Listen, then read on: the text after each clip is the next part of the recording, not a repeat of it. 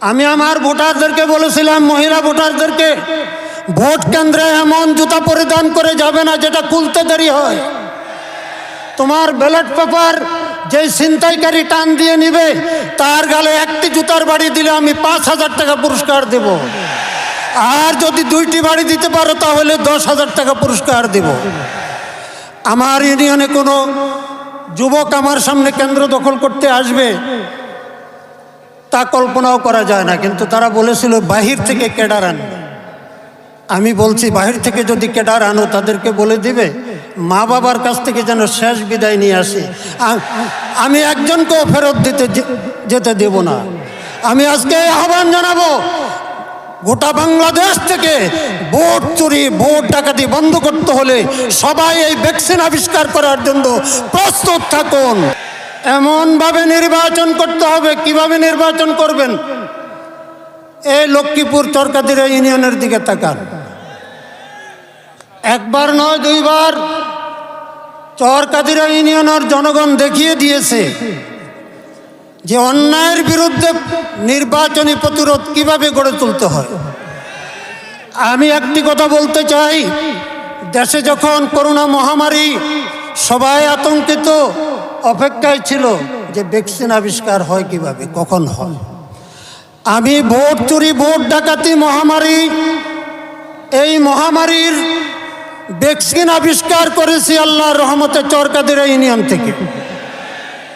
জাতীয় মহাসমাবেশে উপস্থিত আমার মুজাহিদ ভাইয়েরা, নাসরুম মিনাল্লাহি ওয়া ফাতহুন করিব। আমি এই জাতীয় মহাসমাবেশ থেকে গোটা জাতির উদ্দেশ্যে একটি কথা বলতে চাই, সেটা হলো আমাদের দেশ এবং জাতির সবচাইতে বড় সমস্যা কি? আমার ক্ষুদ্র দৃষ্টিতে আমাদের দেশ ও জাতির জন্য সবচাইতে বড় সমস্যা, দেশ দুর্নীতিগ্রস্ত। একটা অফিস নাই যেখানে ঘুষ ছাড়া কাজ হয়। আজ পর্যন্ত যারাই ক্ষমতা গিয়েছে তারা উন্নয়নের নামে রাষ্ট্রীয় সম্পদ লুণ্ঠন করা ছাড়া জাতিকে আর কিছুই দিতে পারে নাই। বারবার এই চোরের দল আর ডাকাতের দল ক্ষমতায় গিয়ে রাষ্ট্রীয় সম্পদ লুণ্ঠন করবে আর আমরা তামাশা দেখতে থাকব, তা চলতে পারে না।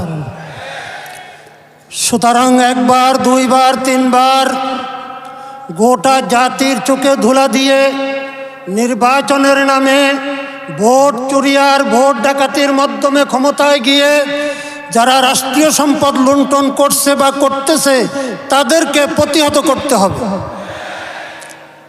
আমি এ প্রসঙ্গে বলতে চাই, বিগত জানুয়ারির 7 তারিখে মাননীয় প্রধানমন্ত্রী বলেছিলেন দুর্নীতির বিরুদ্ধে সামাজিক আন্দোলন গড়ে তোলো। এই একটি কথার মাধ্যমে তিনি স্বীকার করে নিয়েছেন দুর্নীতি প্রতিরোধে তিনি সম্পূর্ণ ব্যর্থ। পরপর 3বার প্রধানমন্ত্রী হয়েও তিনি দুর্নীতি বিন্দু পরিমাণ কমাতে পারেন নাই। তাই তিনি গোটা জাতির প্রতি আহ্বান করেছেন যে দুর্নীতির বিরুদ্ধে সামাজিক আন্দোলন গড়ে তুলুন। আমি জিজ্ঞাসা করতে চাই, আন্দোলন কিভাবে করব?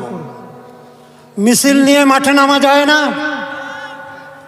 কোনো রাজনৈতিক জনসভা করা যায় না, রাজনৈতিক বক্তব্য রাখা যায় না, কোরআন ও হাদিসের আলোকে অন্যায়ের বিরুদ্ধে কথা বলা যায় না। আজকে উলামায়ে কেরাম জেলখানায় বন্দী, জাতীয় নেতৃবৃন্দ জেলখানায় বন্দী। আপনি আমাদেরকে বলেন সামাজিক আন্দোলন গড়ে তুলতে, কিভাবে সামাজিক আন্দোলন গড়ে তুলব? হ্যাঁ, সামাজিক আন্দোলনের জন্য আমরা একটা পথ বেছে নেব। আর মাত্র 1 বছর বাকি জাতীয় নির্বাচন। এই নির্বাচনে আমরা